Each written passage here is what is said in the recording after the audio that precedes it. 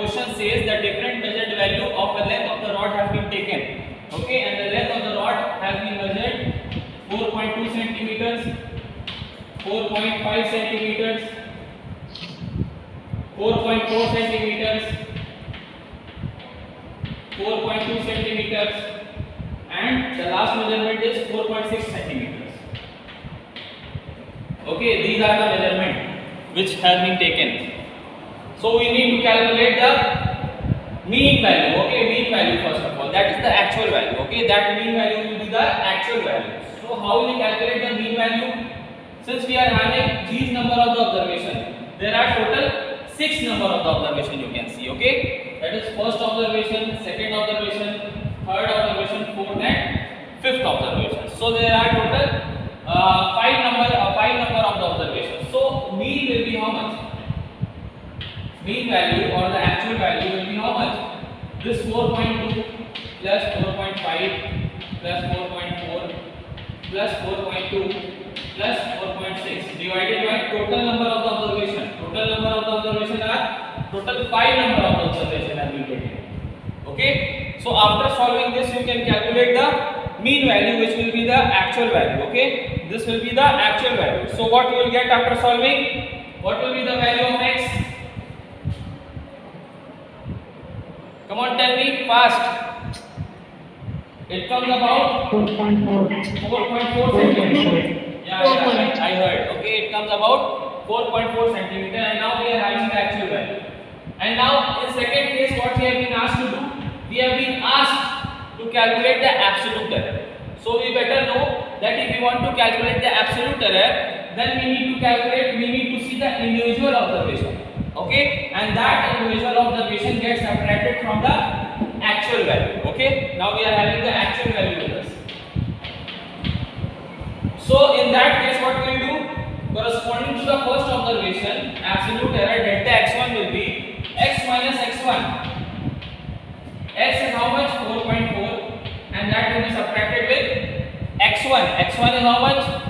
x1 is this. Okay, this is the first observation. That is 4.2, and the results comes out to be how much? 0.2.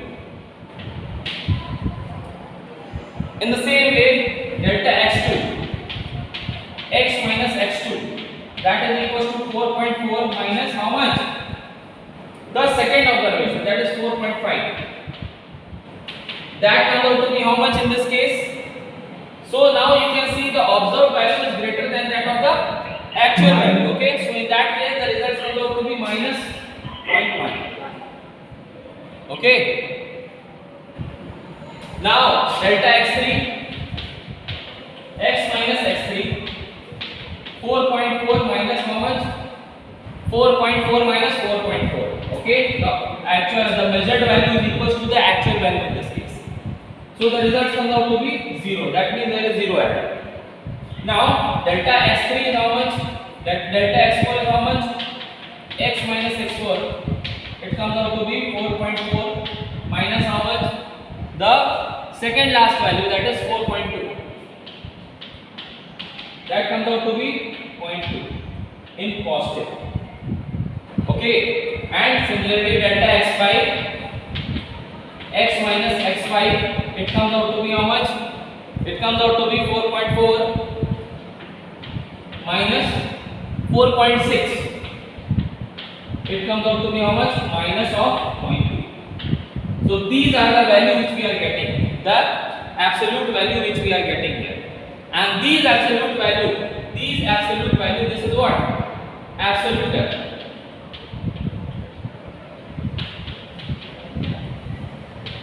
Absolute errors. This is the actual value. And now after calculating the absolute error, what we will be calculating? We will be calculating the mean absolute error. Okay? So just note it down.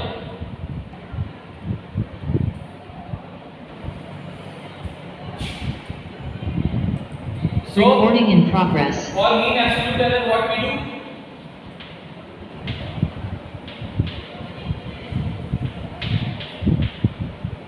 We simply take the mods. We simply take the mods of the respective absolute error corresponding to the different observation. And what are the values which we are getting?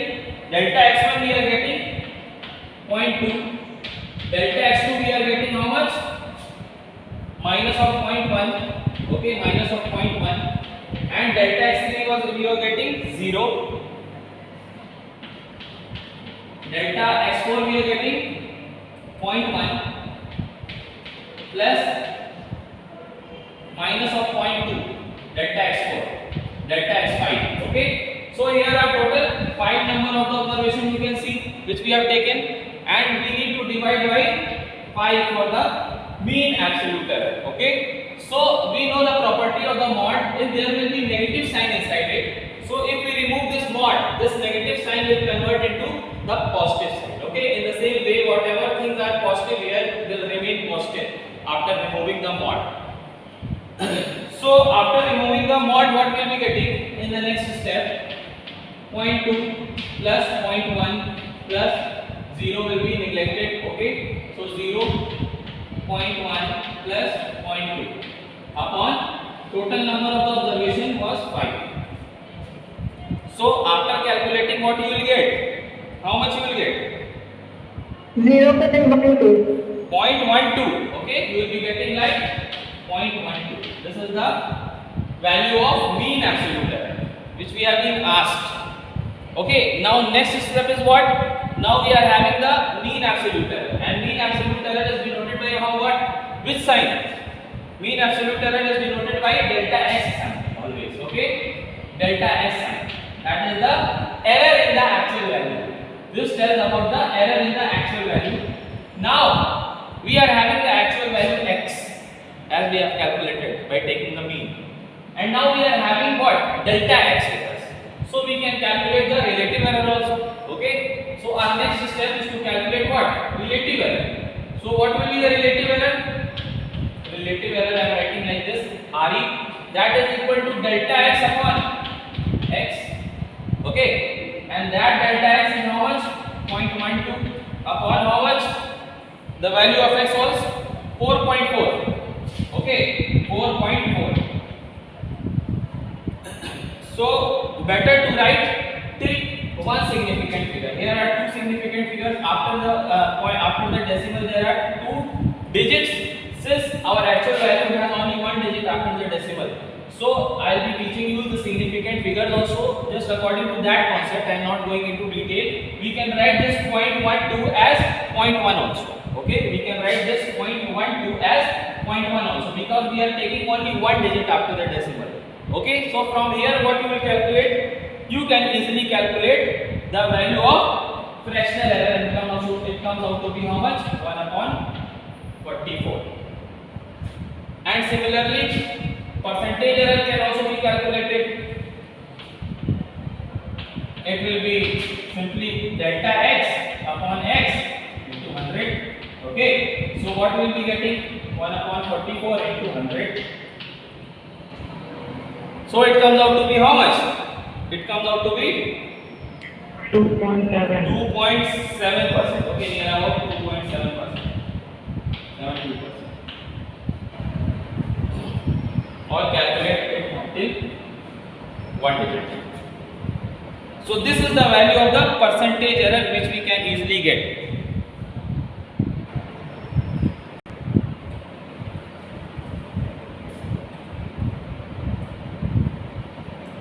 Recording in progress. So our next topic is what? Combination of errors. So the combination of errors, for example, if we are having two physical quantities, okay, if we have measured two physical quantities and that physical quantity may be having some actual value with it, and there may be some errors, there may be some error in our observation. So how we can represent those errors? Okay, so the first physical quantity which I am having can be represented as this, okay, can be represented like this, okay. This is the first physical quantity which I have measured, where A is the actual value of that physical quantity, and this delta A shows the slight change, okay. This change can be negative with respect to this actual value, or this change can be positive with respect to this actual value, okay. It may get add or it may get subtract just on the basis of our observation. Similarly, we have measured another physical quantity named as P2, and it comes out to be in this format. plus minus delta B. Similarly, B is the actual value of this physical quantity, and there is a slight change that shows the error regarding that physical quantity. Okay.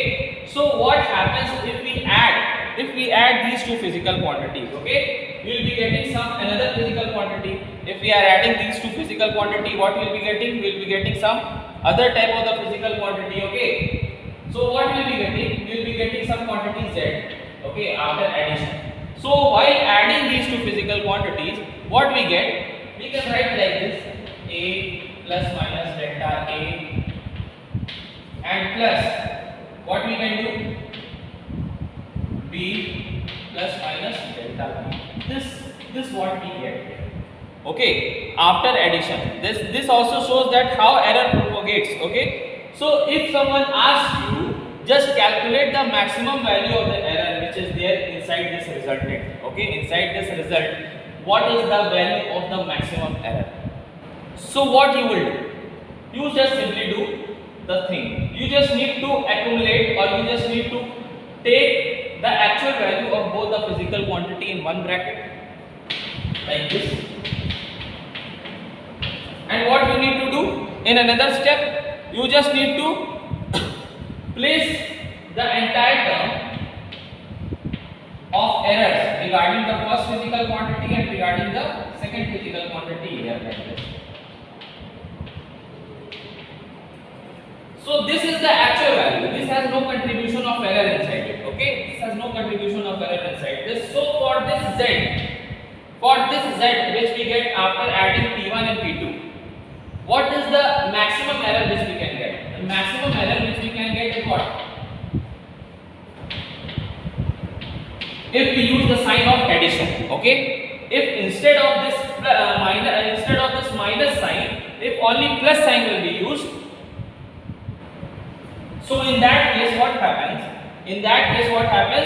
We get the value of maximum error. Similarly, in this case also, instead of using this negative sign, what we use? We use only the positive sign. So that in that case, what we will be getting? The maximum error. So what will be the value of maximum error in this case? In this resultant, we will be using only positive sign, and we will neglect this negative sign. Okay, we will neglect this negative sign. I hope that I am audible to you. Okay, so for maximum error, what we can write from the above expression? It comes out to be how much? Delta A plus delta B. Okay, this is what we can write from here, because this part only has a contribution of error inside it. Okay. But what happened? This was the case of addition. Okay, this was the case of addition. In addition, you can write. But what was the case if we do subtraction? Okay, what will be the case in that case if we do subtraction? In subtraction, what happens?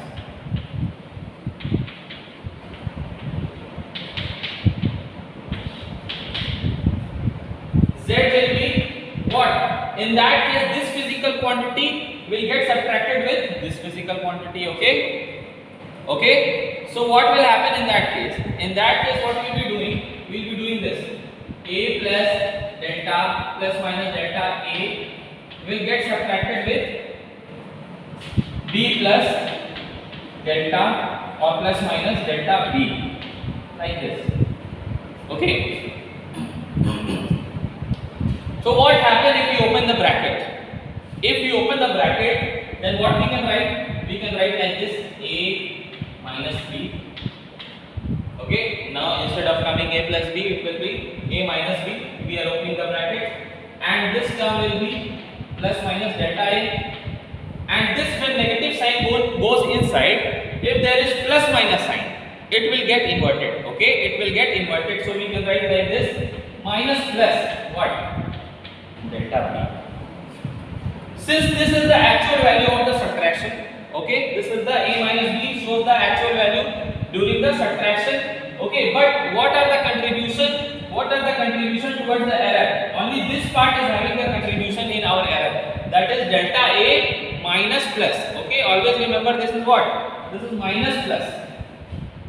This is minus plus what? Delta B.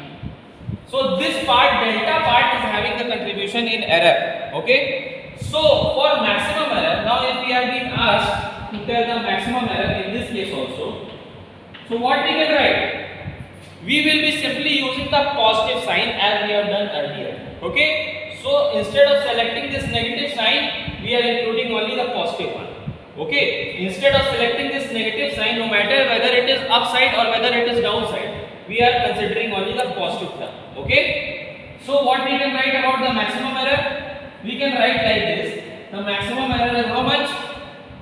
Maximum error in Z is how much? Delta A plus delta D, which is the same as in the case of addition. Okay, as in the case of addition, the error in the individual physical quantity gets added.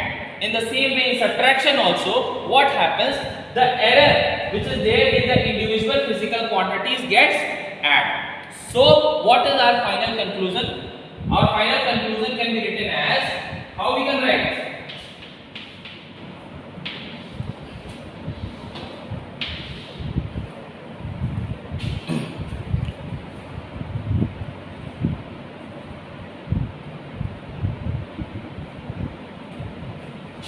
When two quantities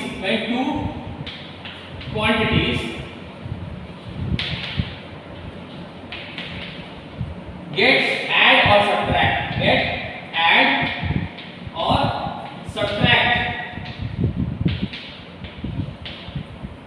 then what happens? The absolute error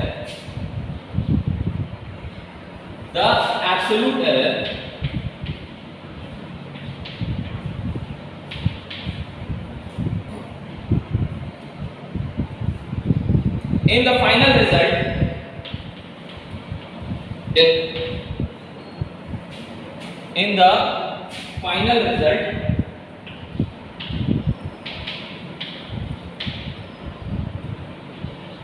is the sum of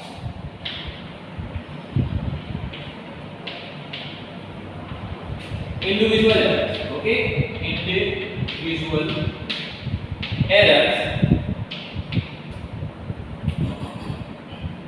in individual quantities, individual physical quantities. Okay, individual physical quantities. This is the final conclusion. If we do the combination of errors, if we see in addition, if we see about the propagation of the errors in addition and in subtraction. So this is the actual format which will be assigned to solve different numericals. If any quantity which has been given in the format of A plus delta B or B plus minus delta B, then you can easily calculate by using this formula. By using this formula, you can calculate the value of maximum error. Okay, you can calculate the value of maximum error from here. So this formula needs to be remembered in case of addition and subtraction.